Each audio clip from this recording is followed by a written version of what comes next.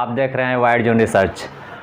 मित्रों, आज मैं संस्कृत का क्लास 2 लेकर आया हूं। इसके पहले मैं आप लोगों को श्लोक 1 जो था उसका क्लास दिया था। आज मैं क्लास 2 में आपका श्लोक 2 का क्लास दूंगा। मुझे आशा है कि आपको यह क्लास अच्छी लगी होगी और लगेगी भी। मित्रों, अगर आपको यह क्लास अच्छी लगे तो एक बार शेयर और कमेंट अवश्य ही करें। मेरा मकसद है संस्कृत का सॉल्यूशन सभी विद्यार्थियों तक पहुंचाएं, उन सभी विद्यार्थियों तक पहुंचाऊं जो संस्कृत से डरते हैं। और संस्कृत से डरने की ज़रूरत नहीं है, बल्कि उसे प्रेम करने की ज़रूरत है। संस्कृत जैसा मज़ेदार विषय शायद कोई हो ही नहीं सकता है। इसलिए मैं आप लोगों से रिक्वेस्ट करूंगा कि आप इस चैनल से जुड़े और मेरे साथ संस्कृत का पढ़ाई पूरी करें। चलिए, मैं आपका ज़्यादा समय न लेते हुए आपको श्लोक की तरफ लेकर चलता हूँ। श्लोक है अड़ो अड़ियान, अड़ो अड़ियान महतो मह्यान आत्मस्य जंतो निर्हितो गुह्याम तम क्रतु। इसको जो अंत में जो विसर्ग दिया गया है इसको हा पढ़ते हैं। पश्यति वित्त शोको धातु प्रसादात आत्म महिमान मात्मनः। इसको खंडित करके पढ़ना है। धातु प्रसादात आत्म महिमान मात्मनः। मैंने यहाँ पर अर्थ भी लिख दिया है, शब्दार्थ अर्थात शब्दों के अर्थ। अणु, अणु मीन्स होता है अणु अर्थात सूक्ष्म, यानी छोटा से भी छोटा। अड़ियान का मतलब होता है सूक्ष्म या अणु।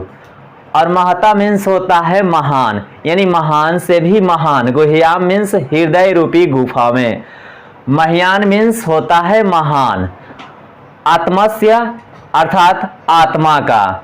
जंतो अर्थात प्राणी के। निहित अर्थात विद्यमान है, विद्यमान है। तम अर्थात उसको।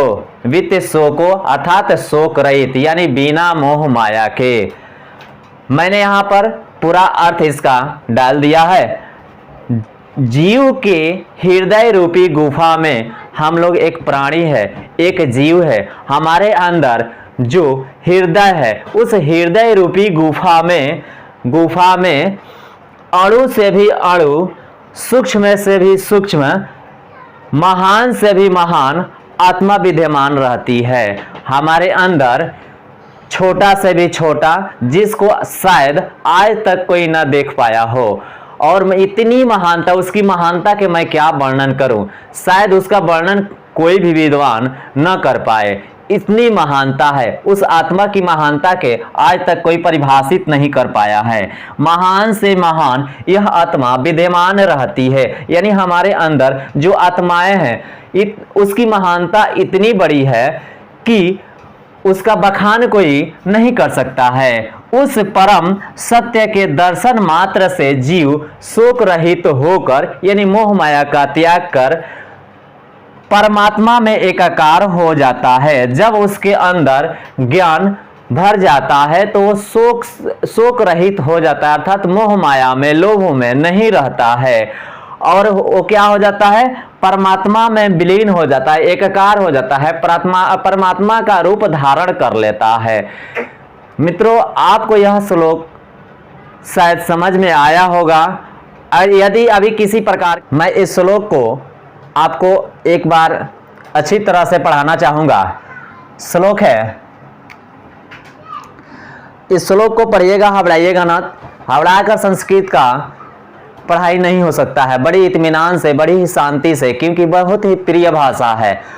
यदि इसको शांति से नहीं पढ़ेंगे तो हमें ही यह तकलीफ पहुंचाएगा। मित्रों, एकदम शांति से आप पढ़िए मेरे साथ। अड़ो अड़ियान महतो मह्यान आत्मस्य जंतो निर्हितो गुह्याम तम क्रतु पश्यति वित्ते सो को धातु प्रसदात आत्म महिमान मत मानना। फिर से एक बार पढ़ने की चेष्टा करेंगे। आड़ो आड़ियान महतो महियान आत्मस्य जंतो निरिहितो गुह्याम तम क्रतुः पश्यति वित्तितो वित्तिसो को धातु प्रसदात आत्म महिमान मत मन्ना।